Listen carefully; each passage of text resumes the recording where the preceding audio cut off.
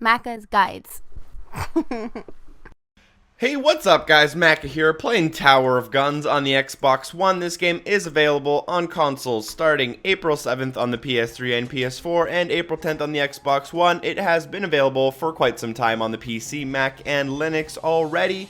Now during this video I will be talking briefly about the game and then I will let some gameplay run so you guys can get a feel for what this game exactly is. Now it is a randomized bullet hell first-person shooter with a lot of different randomization elements.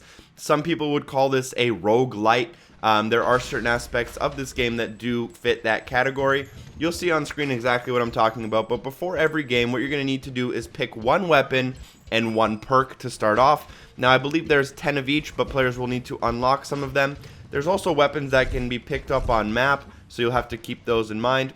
Now the game mode you see me playing on screen here, I believe it's just referred to as normal, and this one will have players going through a series of randomly generated rooms until they finish the last boss, if they can actually finish the last boss, because this game is quite difficult. It is also, there's also two other game modes. One is Dice Roll, which I believe just randomly generates modifiers onto the game, like speed and damage and difficulty and whatnot. I'm not exactly sure, I haven't tested it too much. And then there's also an Endless mode, which is ranked, and that one can go on forever. So as I mentioned, normal mode will have 5 to 7 rooms, depending on kind of whatever the player chooses to progress through. And then Endless mode can go on for hours and hours. One of my first Endless modes I actually literally played for like 2 hours straight. Now on top of that, you'll see some things on screen here in addition to what I had already mentioned.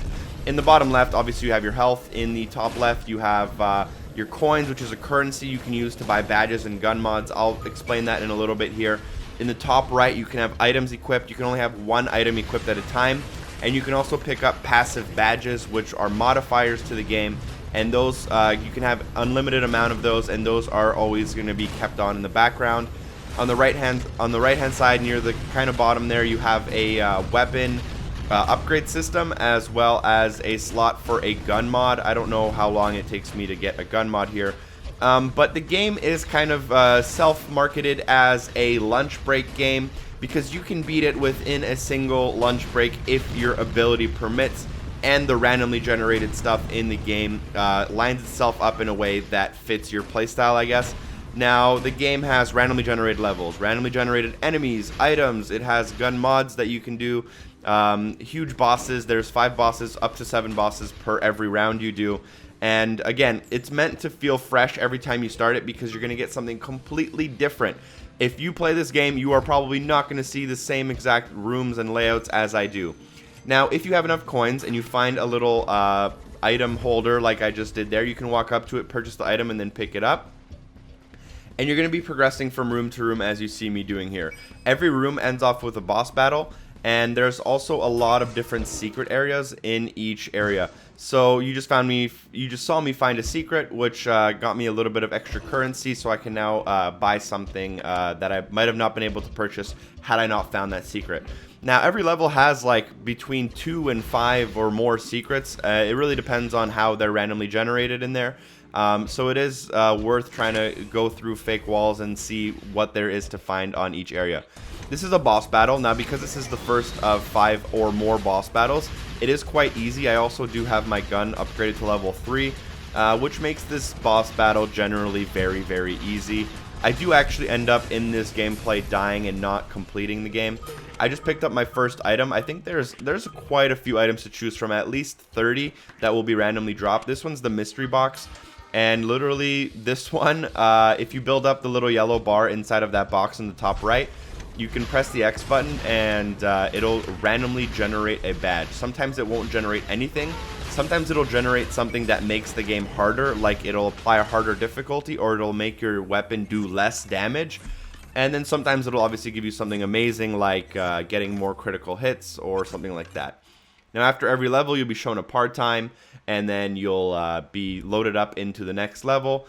As I said in the beginning, you can choose between different perks. Now, each perk has a different, obviously, plus side to it for every level you get through. So the perk I'm using right now, I believe, is to tone down the difficulty slightly. I some of the other perks that are very, very useful is one that spawns you with a double or triple jump off the beginning, which allows you to get to secret areas that you wouldn't be able to get to otherwise. You can also get extra life or a better gun leveling. You can start off with a higher gun level, I believe. So there's a whole bunch of different options there for players to go through. And I'm gonna start talking a little bit about what this game reminds me of and stuff like that. Now, gameplay-wise, you can kind of see what's going on. It reminds me of Unreal Tournament meets Doom, if that makes sense. There's certain aspects that really feel like Doom, and then there's certain aspects that really feel like Unreal Tournament. I would say the movement and some of the guns and the way they shoot does feel like Unreal Tournament to me, especially when you start getting further and further. Because I am right at the beginning, you'll see my speed is quite low and my gun's not fully leveled up yet, and I don't have double, triple, quadruple jumps yet.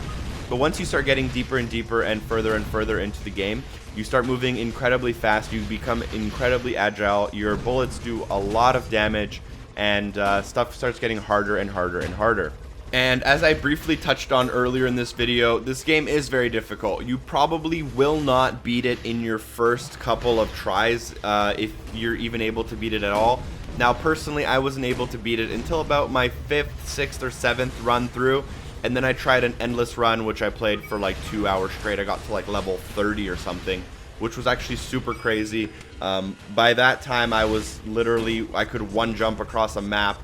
I was moving incredibly fast, and there was multiple bosses that I was fighting at a time, and it was just utter insanity on the map. So I think I have mentioned this before, but I just wanted to make it very clear. You will have permanent death in this game. Once you die, you start from the very beginning. You go back to the menu screen and select your weapons, and then you start over again. So that's, in that way, the game is a roguelike, and it does have randomly generated levels every time, and there are certain aspects of that. But again, it's a first-person shooter and not a turn-based strategy game, so there's certain aspects where it's not a full-out roguelike. So I think everything I've mentioned kind of already sums up what's available in this game. For those who might still be confused, this is a first-person, randomly generated game where you go through levels defeating bosses in order to win. You can beat every level within 30 minutes if you are good enough, but chances are you won't be good enough every single time. Because each room is randomly generated, it is unlikely that you'll see the same room every time.